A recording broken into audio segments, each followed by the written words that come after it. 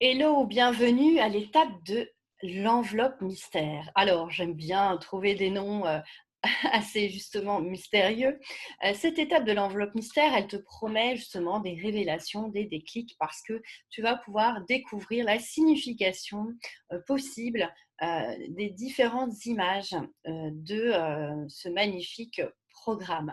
Donc, dans ce fichier PDF que tu vas ouvrir, dans l'enveloppe mystère, d'accord, où il y a la signification des images, eh bien, tu vas pouvoir les prendre une à une, chaque image de ton arbre, et aller découvrir ce qu'elle a à te raconter d'autre ou venir confirmer ce que toi, tu avais déjà pressenti en choisissant cette image. Et vraiment, cette étape, elle est toujours assez, oui, révélatrice, hein, comme j'aime à le dire, parce que c'est sans arrêt à chaque fois, au moins dans un déni, il se passe quelque chose pour les personnes, et c'est ça qui est formidable, qui est merveilleux. Donc, je t'invite, du coup, tu vas pouvoir te repérer facilement puisque les images sont classées par numéro, d'accord? Donc, tu vas aller dans ton nid, ici, par exemple, dans l'enfance, tu vois que le numéro 10, tu te réfères directement sur le PDF à l'image numéro 10 et tu vas pouvoir venir surligner,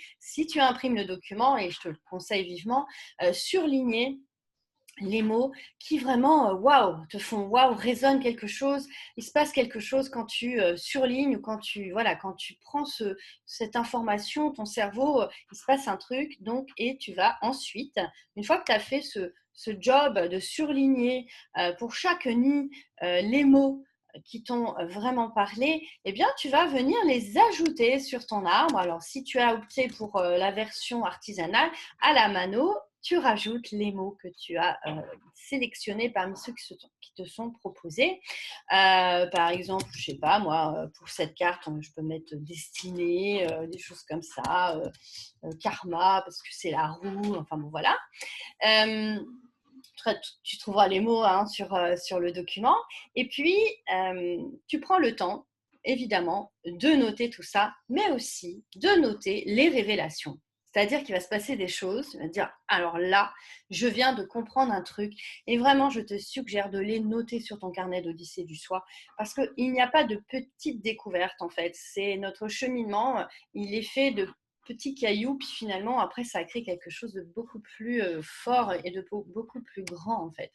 Donc voilà, cette étape, on va dire, elle est très rapide à expliquer, mais elle est très puissante, et tu vas le voir. D'ailleurs, pour chacune des images, il y a aussi des métiers qui te sont suggérés, et c'est vraiment intéressant de connaître justement, ma foi, les métiers possibles en fonction des images que tu as choisies. Ça peut t'éclairer si tu as besoin en termes d'orientation, eh bien, te confirmer que, par exemple, au niveau des talents, du nid des talents, c'est intéressant d'aller voir quels métiers te sont suggérés, dans les kiffs aussi, parce que voilà, parfois on ne sait pas trop quel métier choisir par rapport à notre personnalité. Et là, cet arbre du soi, il te connecte directement en fait à ton inconscient. Ça veut dire que tu n'es pas conditionné par des injonctions, par la société ou par voilà, c'est venu de ton soi sauvage justement, c'est venu vraiment de ta perception, euh, euh, de ton fort intérieur. Et donc là, il y a quelque chose d'intéressant aussi à aller bien observer. Voilà. Donc, je te souhaite encore une fois une belle odyssée du soi. Je te souhaite de t'amuser avec ça et d'oser tout simplement vivre cette exploration intérieure avec le plus de joie aussi possible. Voilà.